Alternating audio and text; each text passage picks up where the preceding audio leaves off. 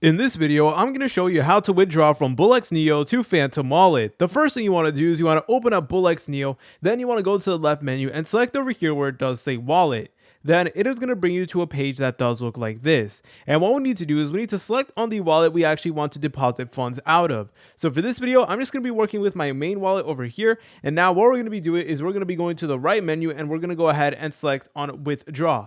Then it is going to give us an option that does look like this. So let's go ahead and press on add withdraw wallet. And from here, we need to go ahead and enter in our Phantom Wallet Solana address. So here's how to do it. So all you want to do is you want to go ahead and open up Phantom Wallet. And I do have the Phantom Wallet Chrome extension. However, you guys could actually use the Phantom application as well. It will basically be the same thing. So all you want to do is you want to go ahead and enter in your password. All right, so now we're going to go ahead and add this wallet over here onto Bullx Neo. So to do this, what we need to do is we need to go to the top right over here and we need to go ahead and select on Solana since we are working with the Solana network. But obviously, if you are doing this with Tron, then you want to make sure that the wallet that you're using actually does work on the Tron network. So let's just go ahead and copy the Solana address like so. Then we can go ahead and enter it here and we can go ahead and just give it a name. So I'm just going to be calling it tutorial like so. And then we can go ahead and press on add wallet. And then there you go. It'll now go ahead and add your wallet right over here. And from here, you guys can withdraw the amount of Solana that you do want from what particular wallet. And you guys could select on the amount of Solana you actually want to go ahead